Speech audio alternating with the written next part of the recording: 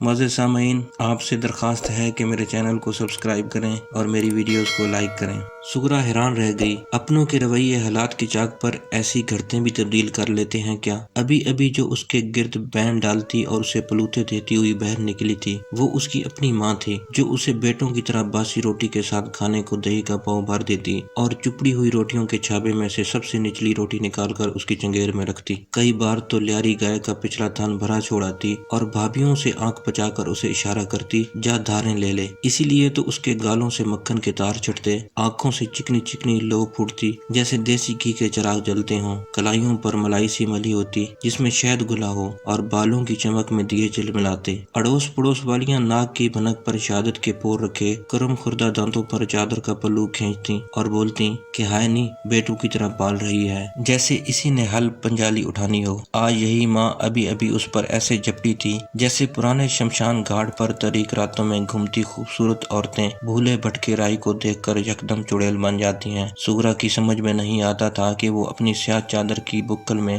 سمٹ کر کسی بل میں اتر جائے، کوئی تو گھوکڑا ہو جس میں وہ پھٹی جیسے وجود کو بند کر دے اور جسے ریوڑ چڑھ جائے۔ گاؤں کی تاریخ میں ایسی دو چار مٹیاریں ہی ہوئی ہوں گی جو سنی کے بوٹے کی کیسری جھمکوں کی طرح ساری فصلوں میں الگ لہراتی نظر آتی، اور نرمے کی انابی گڈی جیسے لب جب واہ ہوتے تو لوسن برسیم اور سبھی پھولوں کی کٹوریوں میں سے مدھو مکھیاں گھونٹ بھرتی، کڑیالے سانپ قدموں کے نشانات پر لہریے بناتے اور سپیرے راہوں میں بین بجاتے پھرتے۔ وہ سیانے جو ہوا کی تاثیر سے موسم کا پتہ بتاتے ہیں، ستاروں کے طلوع سے پانی کی باریوں کا تعین کرتے ہیں اور فصل کی اٹھان سے باردانے کا تخمینہ لگاتے ہیں، وہ کانوں کان خبر دیتے پھر رہے تھے کہ بہت جلد اس ٹھوک کی مٹی انسانی خون سے سیراب ہونے والی ہے۔ سغرا کسی وٹ بنے سے گزرتی تو پیاسی گرد مورنی سی پیلیں ڈالتی، نرمے کماد کے اونچے لمبے بوٹے چھن چھن جھانجریں بجاتے، مکئی کے بھٹے پردوں میں سے چھپ چھپ کر جھانکتے اور بال بکھیرے دھمالے ڈالتے جیسے اس کے وجود سے ہنگامے پھوٹ پڑے ہوں۔ سغرا اور محتاط ہو گئی، یوں چلتی کہ چاپ پیاسی مٹی چوس لے جائے، لیکن پیر جتنا بولا پڑتا مٹی کا سانس اتنا ہی گھٹتا، نگاہیں جس قدر جھکاتی آنکھ اتنی ہی چیرویں ہو جاتی، آنچل جتنا کستی خطوط اتنے ہی تیکھے ہو جاتے۔ اب سغرا بیچاری خود کو کہاں چھپا لے جائے کہ اس کے وجود سے کوئی حادثہ نہ پھوٹ سکے، لیکن سیانوں کا خیال تھا کہ وہ کئی حادثات اپنے وجود کے اندر اٹھائے پھرتی ہے، بس ذرا ٹکرانے کو کوئی آسمان درکار ہے۔ یہ پیشین گوئیاں کرنے والے بزرگ ایسی کالی زبان والے تھے کہ آج ایک قتل سغرا کے نام آخر لگ ہی گیا۔ اب اس چبڑ کے منہ والے اکرموں کو اس کے وجود میں پلنے والے کسی حادثے نے تو نہیں کہلا بھیجا تھا کہ وہ ریڈیو ہاتھ میں پکڑے ذرا رخ نو ادھر موڑ گانا بجاتا ہوا اس کے پیچھے پیچھے 2 مربے کے پن تک کھرے پہ کھرا دھرتا چلا آئے۔ اس نے بتیرا اپنی رفتار کبھی بڑھائی کبھی کم کی کہ کم وقت آگے نکل جائے یا پھر پیچھے رہ جائے، لیکن وہ جو مہینوں سے اس کی راہ میں بیٹھا ٹھنڈی آہوں کے بین بجایا کرتا، آج اس جوگن کے پیچھے پیچھے لہریا ناگ سا لہرانے لگا۔ جب سغرا غصے سے مڑ کر کھڑی ہوئی تو اس نے ایسا فاش مذاق کیا کہ سغرا کی چیخ نکل گئی۔ اس نسوانی چیخ کے منتظر بہت سے کان ارد گرد کی پیلیوں میں بہت دنوں سے پورے قد کے ساتھ کھڑے تھے، سب یوں لپکے کہ پل بھر میں قتل کے سارے سامان اکٹھے ہو گئے۔ 4 مربوں کے فاصلے پر کھیتوں کو پانی باندھے ہوئے سغرا کے بھائی حمید تک کانوں کان اڑتی ہوئی جب خبر پہنچی تو یوں پہنچی کہ جٹوں کے لڑکے نے سغرا کی باں پکڑی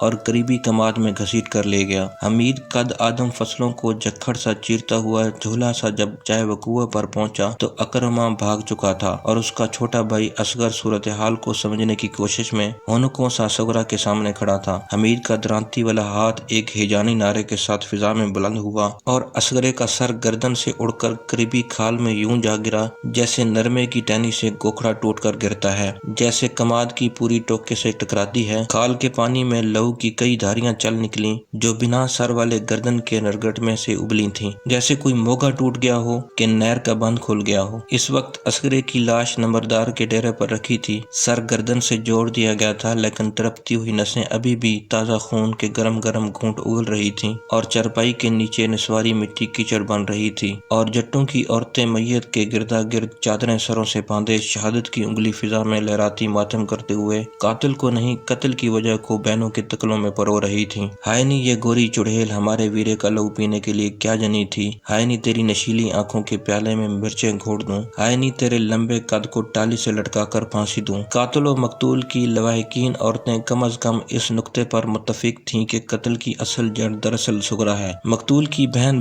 اٹھاتی، ہائے نی تو نے گورے رنگ سے پنڈ کی گلیوں میں فساد مچایا اور میرے ویرے کا قتل کروایا۔ قاتل کی بہن جوابی بیان دیتی، ہائے نی میں نے تیرے گورے بوتھے پر تیزاب کیوں نہیں پھینک دیا۔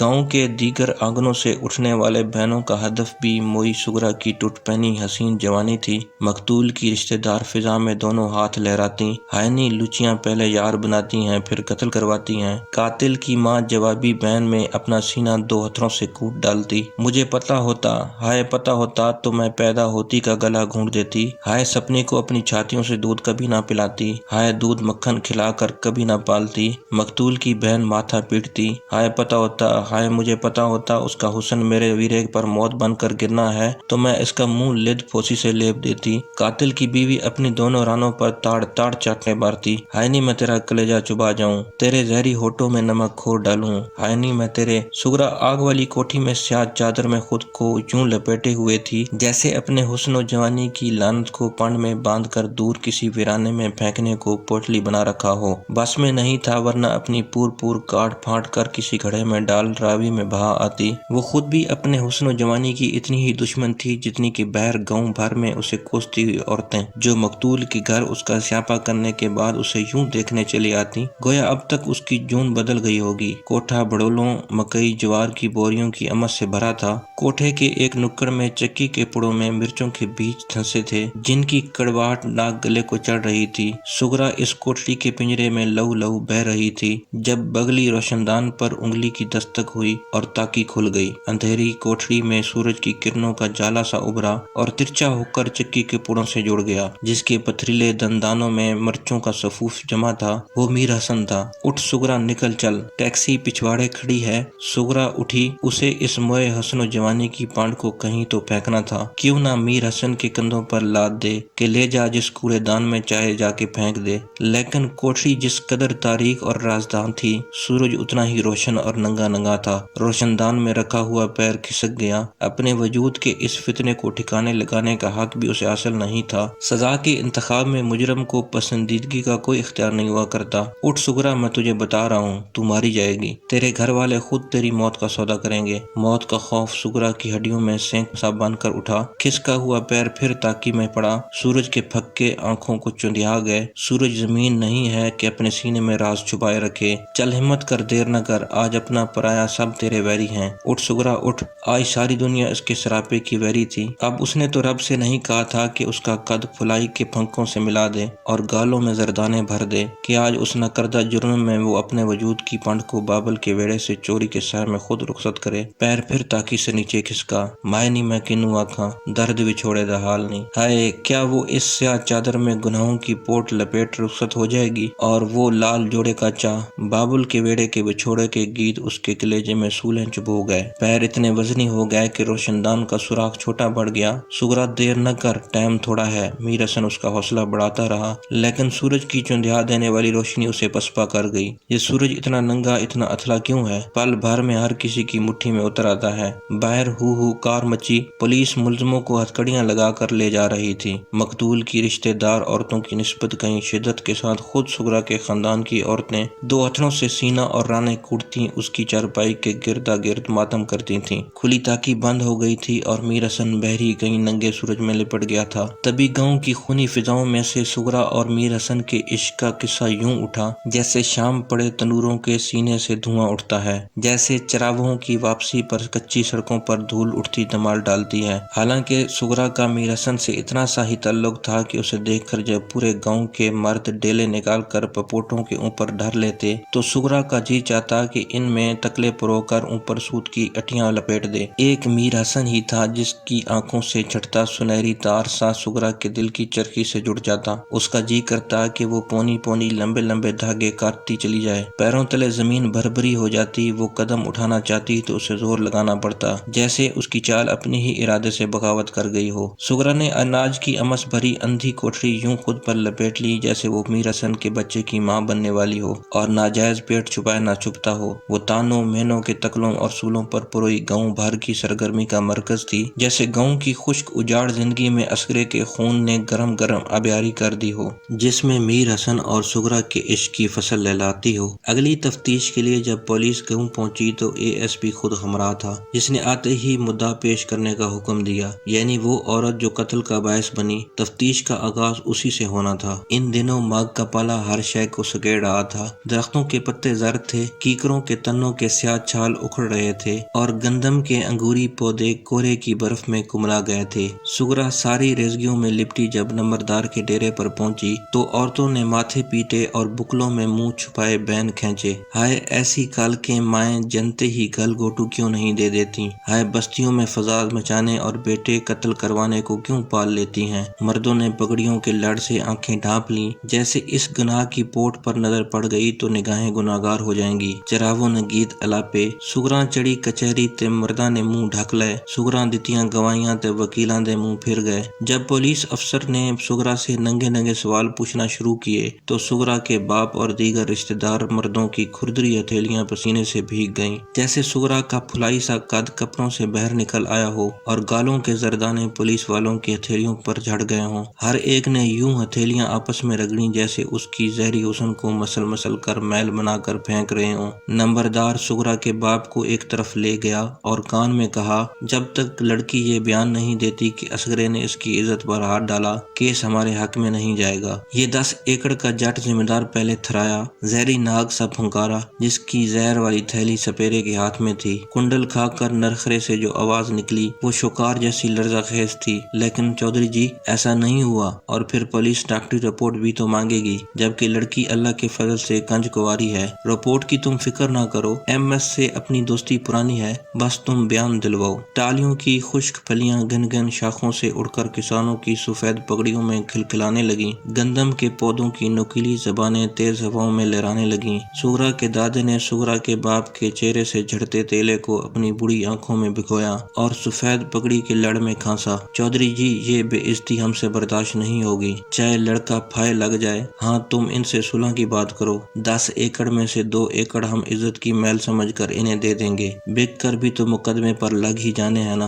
پھگن چیت کے جھولے پورے گاؤں کا چہرہ گرد کی تہوں سے ڈھک گئے تھے۔ مرد پنچایت میں بیٹھے تھے، حل خاموش تھے اور ٹیول بند، کماد کے پاندوں سے زہری ناگ لپیٹے تھے اور سور مکئی کے دودھی بھٹے چباتے تھے۔ تندور ٹھنڈے پڑے تھے، عورتیں ملوٹی بکلوں میں ایک دوجی کی کانوں سے چپکی تھیں۔ چودھری نے تھانے دار کے حضور انتہائی ادب سے درخواست گزاری، جناب والا فریقین صلح کی خواہش رکھتے ہیں، اس لیے لڑکی کو گھر جانے کی اجازت دی جائے۔ سپاہیوں کی فورس سمیت ASI نے سغرا پر یکے بار کی تفتیشی نگاہیں ڈالیں جو ملیدی چادر کی بکل میں سے سورج سی پھوٹی پڑتی تھی اور پھولوں بھری بیل کی طرح کسی سہارے سے لپٹنے کو ڈھہ چلے جا رہی تھی۔ ASP کا جی چاہا اسے ابھی نقص امن کی شک کے تحت تھانہ صدر کے حوالات میں بند کرنے کے آرڈر جاری کر دے، کیونکہ مقامی حوالات اس کی شاخوں اور پھولوں کے پھیلاؤ کے سامنے کم پڑ جائے گی۔ بھوکے مویشی منہ اٹھا کر ڈکارنے لگے تھے، جنہیں آج چارہ ڈالنے کی بھی کسی کو فرصت نہیں ملی تھی۔ بچے ماؤں کی خشک چھاتیاں چوستے، جنہیں صبح سے اب تک تنور تپا کر روٹیاں لگانے کی ہوش بھی نہیں پھری تھی۔ مرغیاں گند پھرولتی تھیں، انہیں کسی نے بھورے نہیں ڈالے تھے۔ پورا گاؤں کسی اندیکھے طوفان کے انتظار میں دم سادے تھا۔ مقتول کا باپ بان کی چرپائی سے اٹھا تو تماشائیوں کے فصل 4 قدم مزید آگے بڑھائی۔ تھانے دار صاحب، یہ اپنی پوری زمین بھی ہمارے نام کر دیں تو بھی میں اپنے بچے کے سر کی قیمت وصول نہ کروں۔ اکرما یک بارگی ٹاپیں جھاڑتا ہوا اٹھا اور لگامیں تڑا منہ زور گھوڑے سا بھیڑ میں جا گھسا۔ جاؤ جاؤ اپنے گھر جاؤ، یہاں کیا مداری لگا ہوا ہے؟ وہ دبکے مار مار کر لوگوں کو بھگانے اور ان کے پیچھے دوڑنے بھاگنے لگا۔ تھانے دار جی ہم صلح کے لیے تیار ہیں، لیکن ہماری شرطیں کچھ اور ہیں۔ پیچھے ہٹنے والے پھر دیوار بنا کر جم گئے۔ سغرا نے اکرمے کے عزائم کو چادر کی اوٹ میں سے بھانپا، یہ آج میرا ہمدرد کیسے بن گیا؟ چودھری نے سغرا کو گھر لے جانے کا اشارہ دیا۔ اس کے خاندان کی عورتیں سغرا کی پنڈ کو میلی چادر میں پوٹلی سی لپیٹ واپس سمیٹ لائیں اور کسی اطلاع کے انتظار میں بیٹھی دھک دھک بجنے لگیں۔ سغرا اناج کی امس بھری کوٹری میں پھر اکیلی تھی۔ باہر سین میں عورتوں کی ٹولیاں بکلوں میں سرگوشیاں لپیٹے ایک دوجی میں گھسی جا رہی تھیں۔ سغرا کی بھابھی کوٹری میں آئی تو اسے حیرت ہوئی کہ نہ اس نے سغرا کو بہنوں میں بلایا، نہ ہی اس کے گرد ایک ٹانگ پر کھڑے ہو کر 2 ہتھڑوں سے سینہ کوٹا۔